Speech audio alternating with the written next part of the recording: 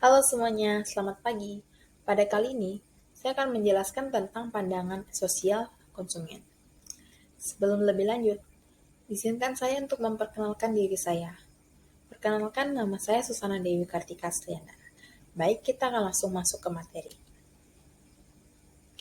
Keluarga. Keluarga adalah organisasi pembelian konsumen yang paling penting dalam masyarakat, yang dimana keluarga ini sangat berpengaruh dalam perilaku konsumen, yang dimana para anggota keluarga dapat mempengaruhi dengan kuat terhadap perilaku pembeli. Kita dapat membedakan dua macam keluarga dalam kehidupan pembeli. Yang pertama, keluarga sebagai sumber orientasi yang terdiri dari orang tua. Yang kedua, keluarga sebagai sumber keturunan, yang dimana hubungan akan saling mempengaruhi antara suami, istri, dan anak. Setiap peran membawa status ini akan mencerminkan penghargaan yang diberikan oleh masyarakat. Dalam melakukan aktivitas pembelian, setiap anggota keluarga akan mempunyai peran-peran yang sangat berbeda. Dan itu akan menurut kebutuhannya masing-masing pasti akan berbeda juga. Oke, lanjut. Kita ke dalam organisasi juga. Keluarga dibagi menjadi keluarga orientas dan keluarga prokreasi. Yang dimana keluarga orientas adalah keluarga yang terdiri dari orang tua dan saudara kandung, seseorang yang dapat memberikan orientasi agama, politik, dan ekonomi, serta ambisi pribadi, harga diri, dan cinta. Sedangkan keluarga prokreasi itu adalah keluarga yang terdiri dari pasangan dan jumlah anak yang dimiliki seseorang, dan keluarga ini sangat berpengaruh lebih terhadap perilaku keputusan seseorang sehari-hari. Nah, kita lanjut ke perkembangan sosial. Perkembangan sosial adalah sebagai proses belajar untuk menyesuaikan diri terhadap norma-norma, kelompok, moral, dan tradisi, meleburkan diri menjadi salah satu kesatuan, dan saling berkomunikasi dan kerjasama. Adapun faktor-faktor yang mempengaruhi dalam perkembangan sosial ini. Yang pertama itu keluarga.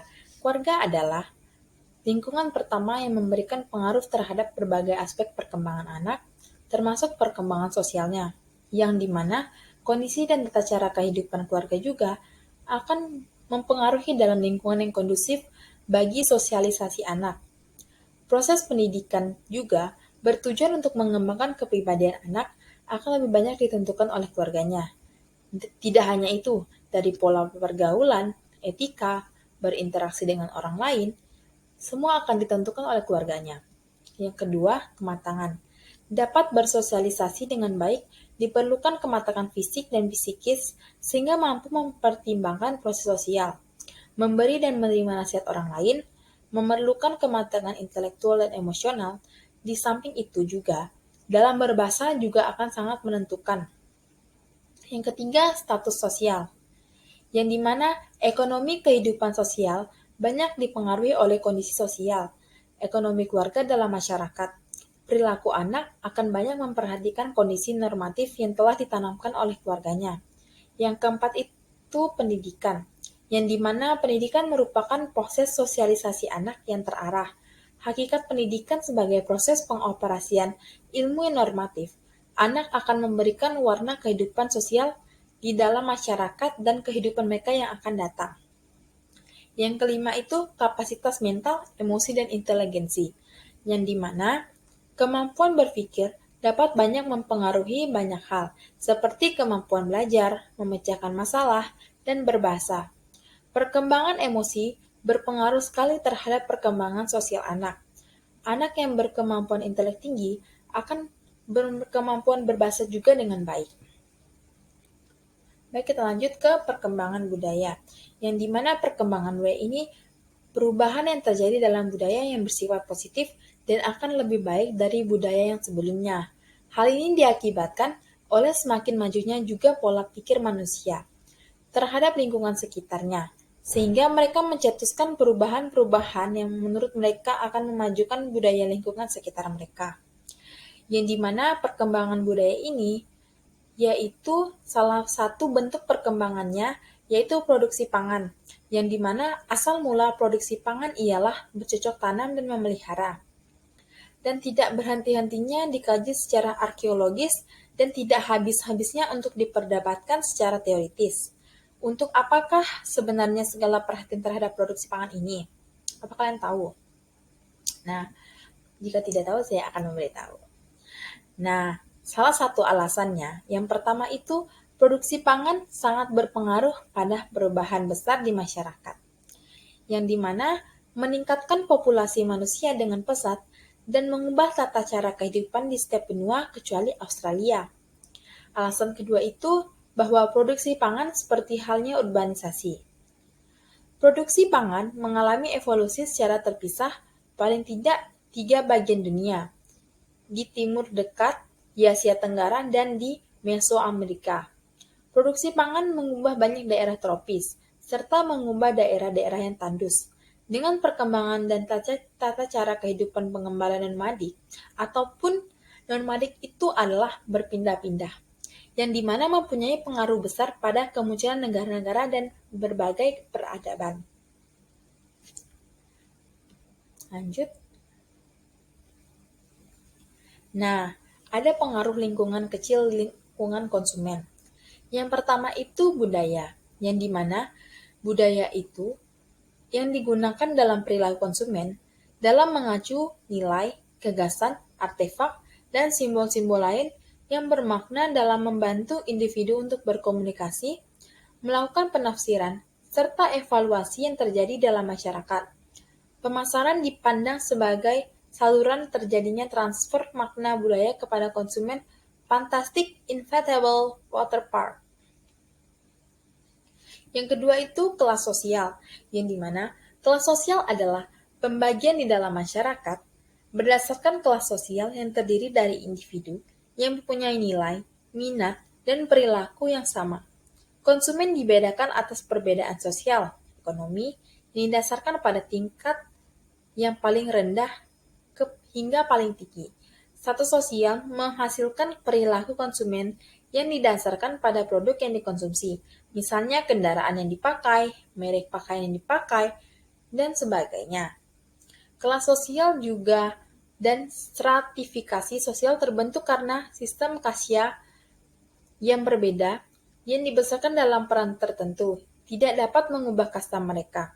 Stratifikasi tersebut sering ditemukan dalam bentuk kelas sosial, yang dimana kelas sosial adalah pembagian masyarakat yang bersifat relatif homogen dan permanen secara hierarkis dan anggotanya menganut nilai, minat, dan perilaku yang serupa.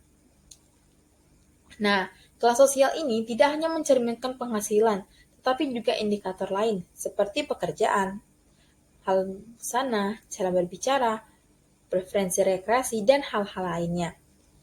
Lanjut ke pengaruh pribadi, yang dimana pengaruh pribadi ini, sebagai konsumen, perilaku kita terap akan dipengaruhi oleh orang-orang yang berada di sekitar kita. Konsumen akan dipengaruhi oleh pendapat pribadi dari orang-orang yang berada di sekitarnya, bahkan peran opinion leader, yang memberikan nasihat, saran, dan masukan kepada konsumen yang berpengaruh dalam pengambilan keputusan dalam proses pembelian. Yang keempat itu keluarga, yang dimana keluarga merupakan organisasi pembelian konsumen yang paling penting dalam masyarakat dan telah menjadi penelitian yang luas. Keluarga ini terdiri dari ayah, ibu, dan anak akan kerap menjadi unit pengambilan keputusan yang utama, yang dimana anggota keluarga merupakan kelompok acuan primer yang paling berpengaruh. Hal ini juga akan mempengaruhi pendapatan orientasi atas agama, politik, dan ekonomi, serta ambisi pribadi, harga diri, dan cinta. Bahkan jika pembeli tidak lagi berinteraksi secara mendalam dengan keluarganya, akan berpengaruh keluarga terhadap perilaku pembeli tetap signifikan. Perilaku konsumen dapat berubah-ubah. Yang kelima, situasi, yang dimana perilaku konsumen akan sekali dapat menentukan dan tidak menentu dan tidak bisa diramalkan, sehingga perubahan ini dapat diprediksi dengan menggunakan penelitian dan dimanfaatkan sebagai strategi. Misalnya membeli pakaian pada saat Hari Raya Natal, Idul Fitri, dan sebagainya. Baik, kita akan lanjut ke kelas sosial.